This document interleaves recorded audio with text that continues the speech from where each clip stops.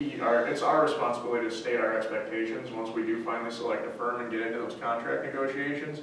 So, if we specifically tell them you need to be willing to be open-ended with community input, if we're not satisfied with the level that we've received, we're going to expect more. And, they're customer service oriented. They're going to do what we request. And if we want to be on the heavy end of community input, which that's my personal philosophy, and I think it's important, then I think that any of these firms will probably live up to that if we state it as an expectation.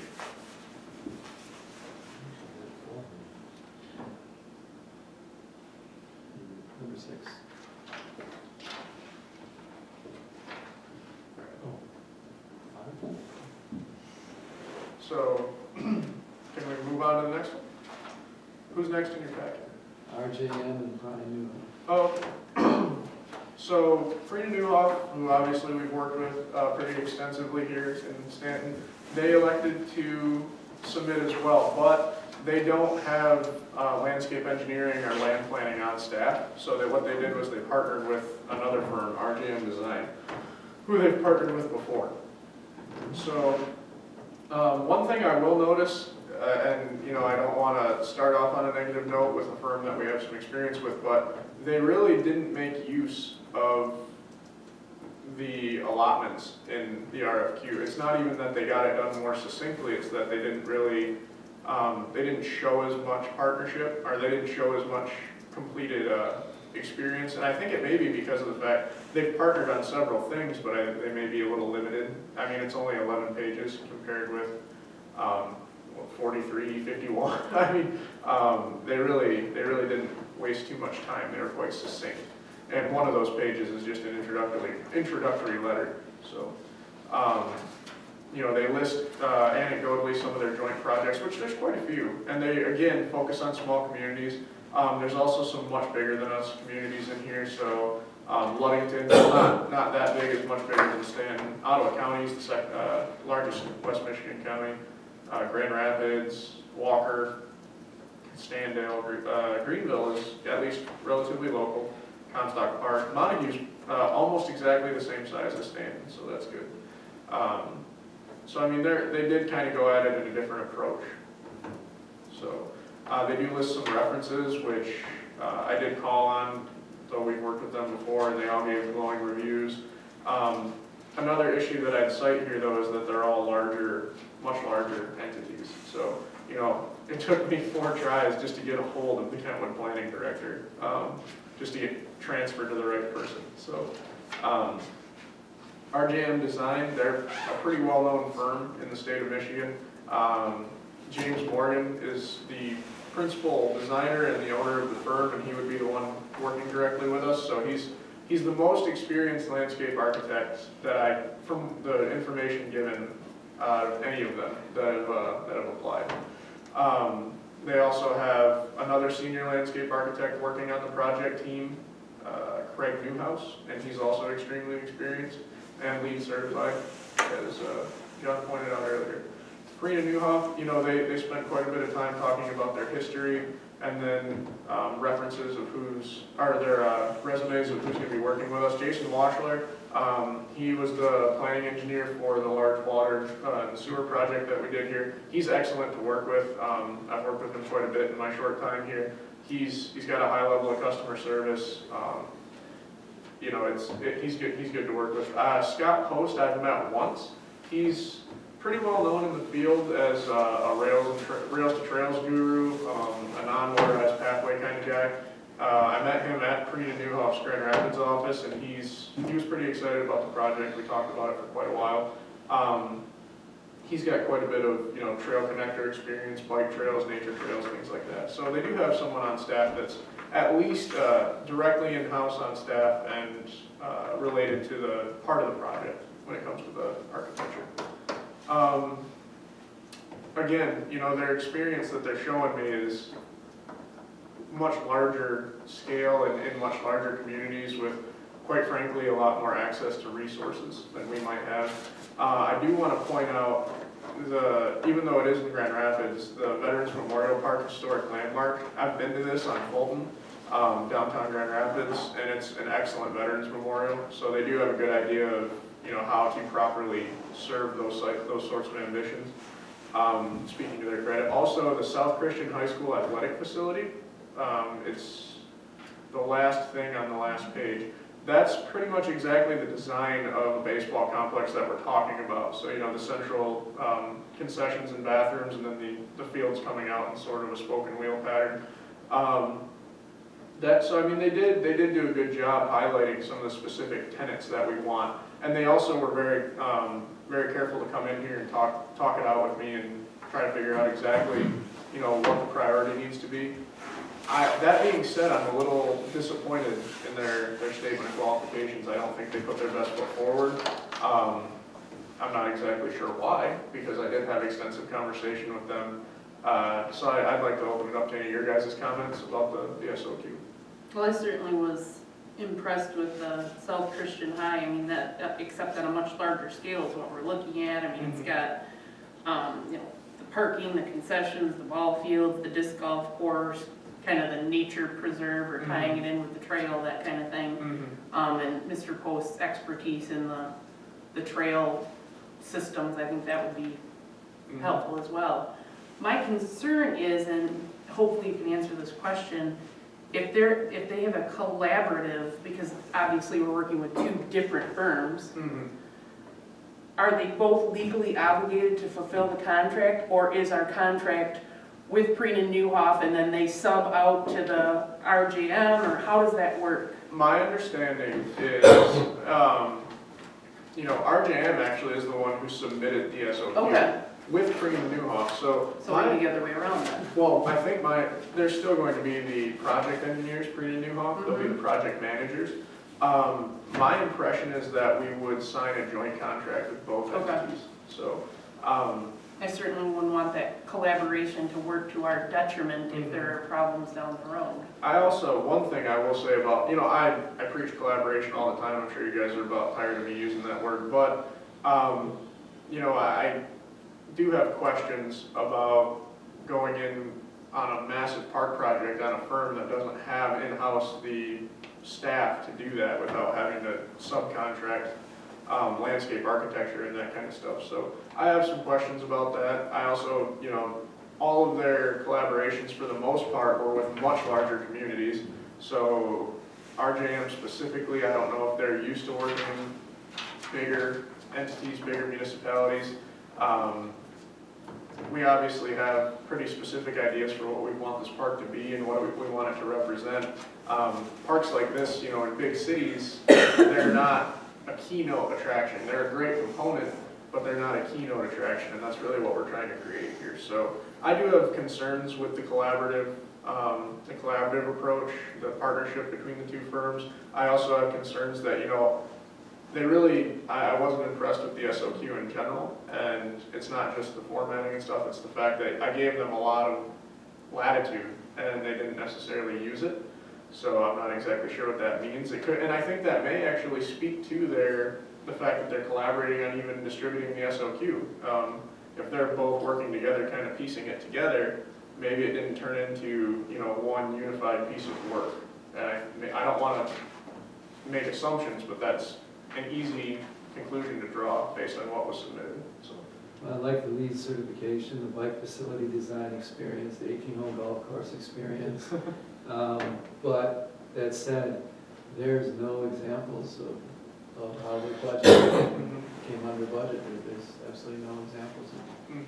Also, specifically, they touch on it a couple times, but they lack the section about being awarded grants. And their individual resumes talk about working well with state agencies and getting some grant awards, but they didn't utilize it as a separate section, which is one of the main things that I asked for in the RFQ was a proven history of budgeting and the ability to write and receive grants for these kinds of projects. So, quite frankly, they missed the boat. They missed the boat on a couple things, and I was really surprised when I received the RFQ.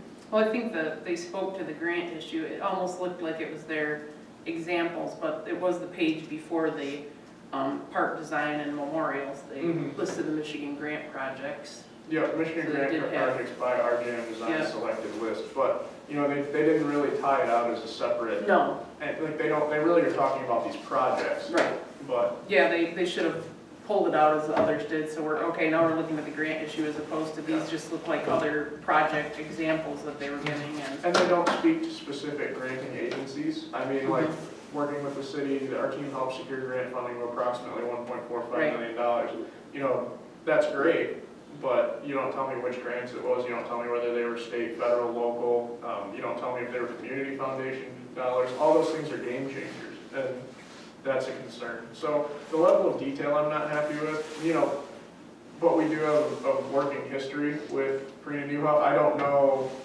what your guys' impressions of it was. I found Jason excellent to work with, but I wasn't here for the big project that you guys did with him either, so.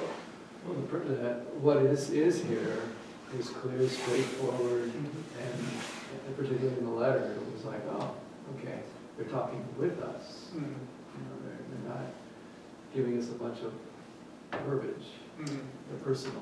Why would you list as one of your grant projects something where the application is still pending? You give us 5 examples and we don't even know if you got this one. Which one is that, the second one down, the Connor? Nope, it's the Ionia Trailhead Park, because they had the one page with 5 examples of grant projects, and the last one, it says, okay, here's our project, it's estimated 500,000.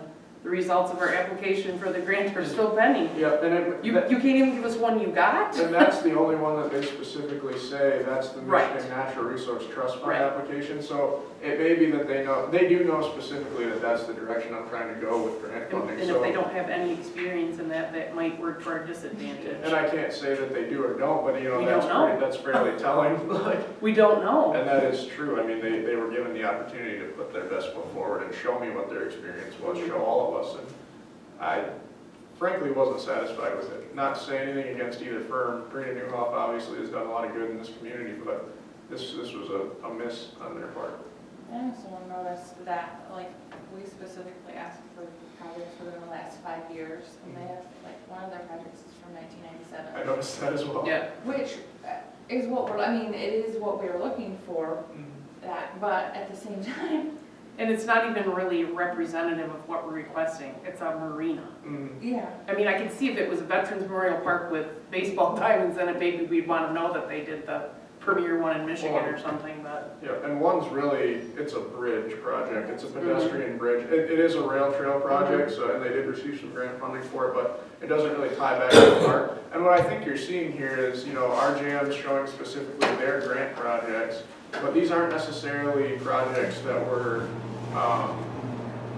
you know, collaborated on with Karina Newhoff. I think they are for engineering services. Yeah, for engineering services, but I don't think they're total project management. You know, this is what we're working on all the way through, and this was the product. I think they're just kind of trying to show us their grant experience and their collaborative abilities all in one shot, and that's why you're seeing a lot of these are probably fairly dated, because, you know, they don't collaborate every single day. Right.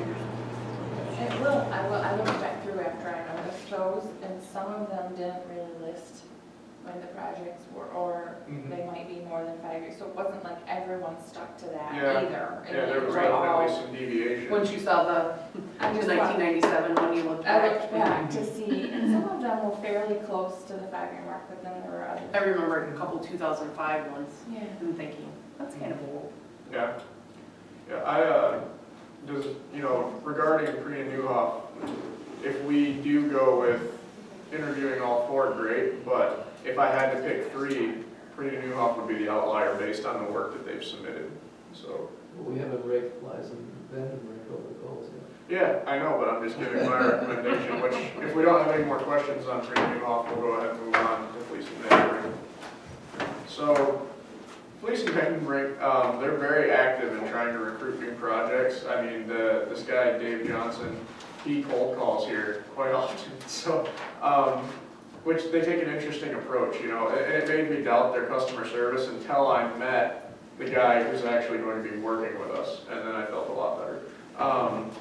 So just walking through this one again, you know, they have the lip service at the front, so why should you pick us? They do, one thing I did like about their You said lips, but actually, their letter was very personal to our experience. yeah, and that's I think is important, and that's It what I was wasn't going a to form find. letter, Yeah, it's not a form letter, and that's one thing, you know, by lip service, I mean, you know, that first cell, but they do touch specifically on, they bulleted it. So experience in external funding sources, experience in budgeting, experience in Parks and Rec project, experience in medium to small communities. And they define medium as under 6,000, which everyone else defines as small. So I think that's interesting that they went that approach.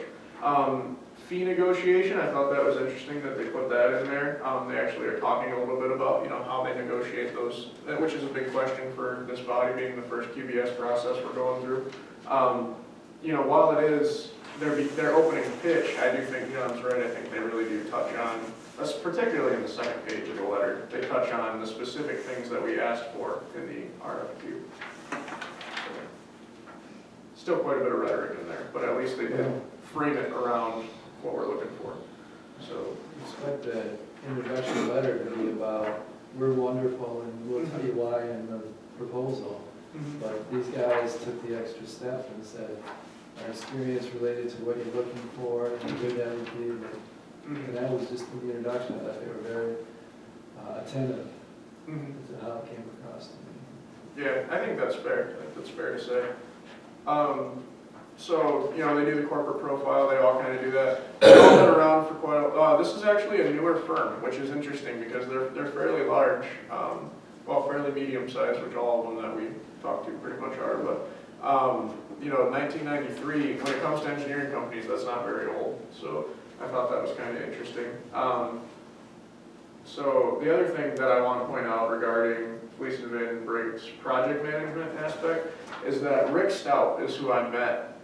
He came here and asked me a specific series of questions.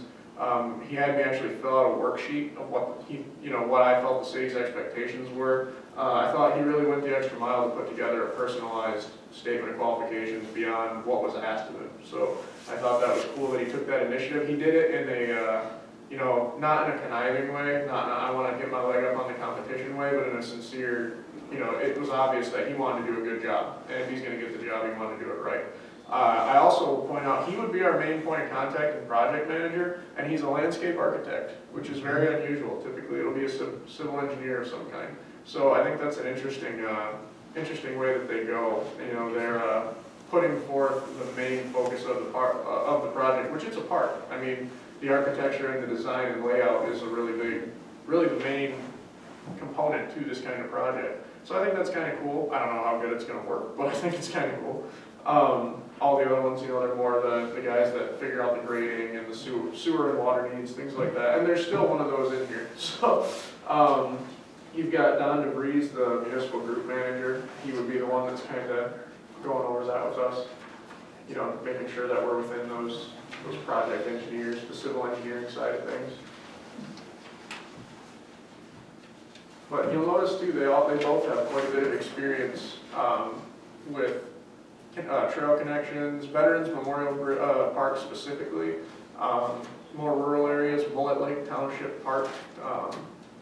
Let's see here. You've got the I-96 Trail Connector in Portland, so Mid-Michigan experience. White Pine Trail and Staging Area in Howard City, so some Montgomery County specific, and then East Riverside Park in Belding. So I think it's interesting, they've actually gotten quite a bit of work in the surrounding area, but not necessarily, haven't necessarily been prevalent right here, which is, I think, what they're really shooting for. I noticed that there's and not that we're going to anticipate doing a splash park, but the Alcoa Splash Park in Muskegon, I'm trying to remember, wasn't there a splash park in Muskegon that was closed due to bacterial contamination? If it was, it wasn't that one. That one's over by the post office. It's actually only like 1.5 miles from my house, but it runs in the summertime on market days, on farmers market days. I've never known it to be closed, and it's pretty cool. It's a nice piece to the downtown, but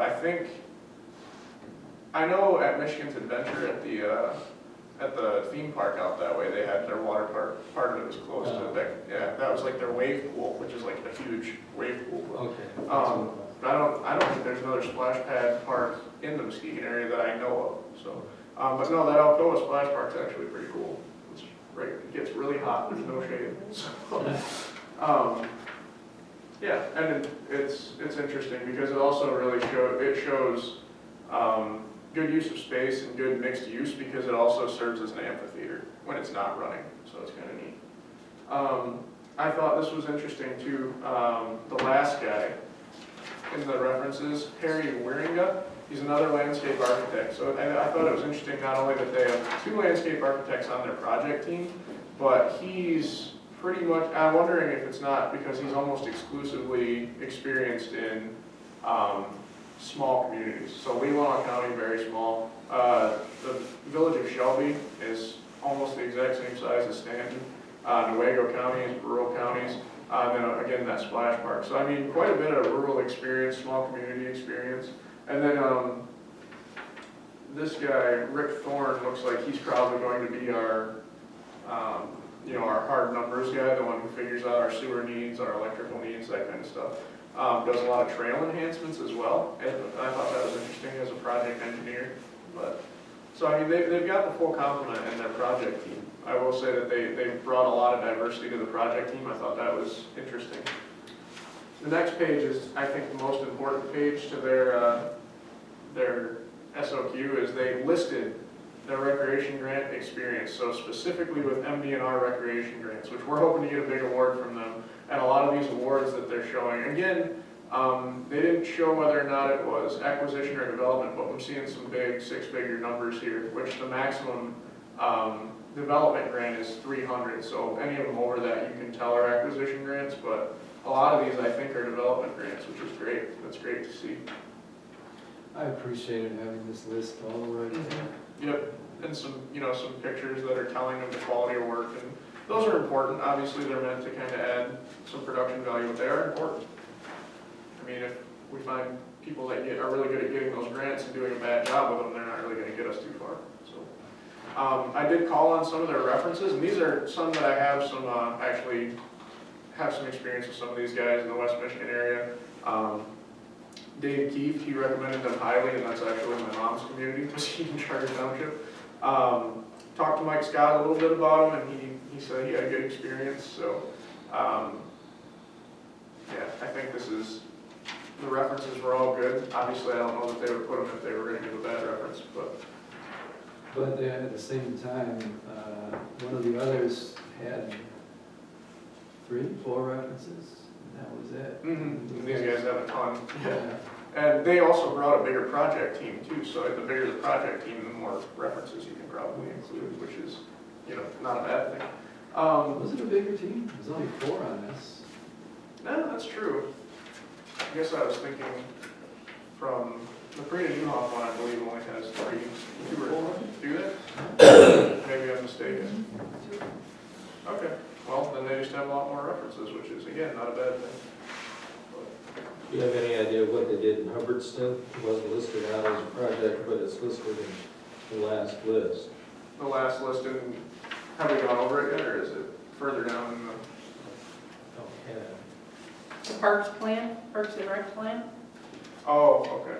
it looks like they did their Park and Rec plan. Yeah, so those are communities in which they've worked with the DNR to develop Park and Rec 5-year plans. So, which is the same process that we're going through right now internally. But, yeah. So, go ahead. It was interesting also, when we go further, they have projects, specific projects, and they identify the expertise they provided in the project. They didn't need us to guess, well, okay, you worked on this project, but they were very clear whether they were structural design or they were just grant writing. Okay. So they were, it was, again, straightforward. There was. And they made good use of telling us other projects that weren't necessarily their highlighted projects by their resumes, so. I think specifically the first one, the Airport Recreation Complex Master Plan. See, they didn't actually oversee construction for this, to my understanding, but they developed a plan for a large regional park, which is exactly what we're trying to do. And the baseball complex they designed is essentially exactly what we're talking about. The central concessions and thoroughfares with, the fields branching out around them. I think that's an important thing to highlight, that they do have some experience designing these types of regional multi-purpose parks. Then you have the Alcoa Celebration Square and Splash Park. I do like this because it's one thing they touched on that I didn't see too much of in the other SOQs, which is more, passive recreation oriented, so something that's not necessarily designed for a particular sport or particular, purpose. It's just more recreational, passive recreation. It also is an example of ADA accessible recreational opportunities, which is something that they highlighted that I didn't think other people really made a point to. I thought that was interesting. I think there was one other one that had like the sensory gardens and stuff too, though, that they highlighted. I think that's and the raised gardens. OHM, I think it was. Yep, I think Yeah. so too. They had some accessibility and Yeah, that like kind of thing. Yep. opportunities for, people with disabilities. Yep. Yep. Let's see here.